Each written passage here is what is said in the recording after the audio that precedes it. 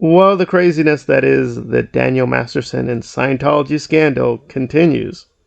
It's also pretty fascinating. Some of these people are doing the report without mentioning Scientology, which is pretty shocking, but there we are. And there are a few twists and turns. So at this point, it seems pretty clear he is going to go to prison. And there's controversy over people trying to speak up for him. I'm just going to focus on three cases. One which may be peripheral, but I think is actually pretty interesting. So Wilmer, as far as we know, has not written a letter on Daniel's behalf. Neither has Laura Prepon. And I want to prepare people because it's pretty shocking. As far as I know, she's made a public statement that she's not in Scientology. I will forewarn people when that's being said. And the way I understand it is this. And these are very harsh accusations, but Scientologists very early on are trained to lie. That's just a very deep part of that culture. It's a culture of violence and lying. And I mean the Church of Scientology. Scientology as a philosophy and religion unto itself, maybe it's fine, maybe it's not. By the way, the church looks down upon people freely practicing the religion without supervision.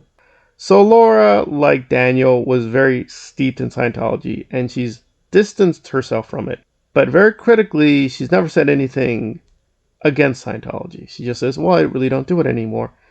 And translating the code words is she's still a Scientologist. She's just keeping a low profile. So I would assume the obvious, she's just cynically still supporting Daniel behind the scenes, but she's not doing anything too public. I will admit Wilmer is a little weird because Daniel and him were actually pretty close. Apparently he showed up at his high school graduation, so that was interesting. It is a little weird the way people are splitting back and forth. But I would not necessarily take that people are not, quote, doing the letters, that they're not supporting Daniel. It would seem more likely they are supporting him, but in the background. Because some of these letters don't make sense. For instance, and I'm touching on a third person. I'm not talking about this person necessarily. But B.G. Phillips, who is Daniel's wife, kept talking about, oh, he's working on a farm. He wasn't getting work as an actor. And it's true, Daniel is not super rich. He's worth about $8 million. And obviously spent a lot with the lawyers. She's also worth $8 million. So she's making it seem like, oh my God, he had to go back on the farm and he had no other source of income. No, he doesn't just act. He's produced things. I have some doubts here about what the letters even mean. But it got even more problematic and a weird twist. And again, I agree with this person in sentiment. Because a major issue here is, should we support the victims and believe the women? And overall, I do. But then we have to be careful what we're saying. So Christina Ricci, and she's more reacting to Ashton Kutcher and Mila Kunis, who did write letters for Daniel. And again, in principle, I share her criticism, but when you really look at it, it was a little tricky. So she's saying that, listen, just because someone is an amazing person and XYZ, privately they could be toxic. Because people are defending Daniel, well, he's a good husband, a good father, etc., etc. And I think Ricci makes a good point. But here's the problem. Apparently she's a supporter of Amber Heard.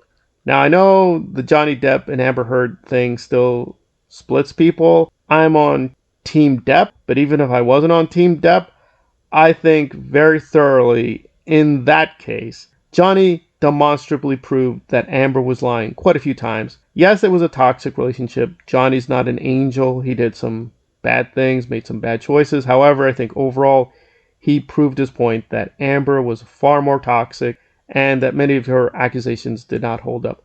So, in principle, I do agree with what Ricci is trying to say, that we should not disbelieve the victims. In the Masterson case, I do think the witnesses are basically credible, but that doesn't hold in all cases. It seems like she's saying if a woman speaks out, we should just believe her, like Amber Heard. And apparently, publicly, she did support Amber Heard. Like, there's a small video where she says, oh, I'm a big fan of Amber Heard. And I'm like, I don't know what to say. I think Johnny Depp is innocent. I think factually as well as legally he proved his case. So I don't understand what she's talking about.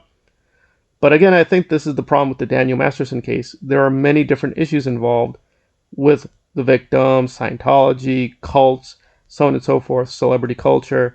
I do think, yes, we should believe victims, but we should do some double checking. In the case of Amber Heard, I think for the most part she was lying. I'm sure there's a kernel of truth, but I think she was overall lying.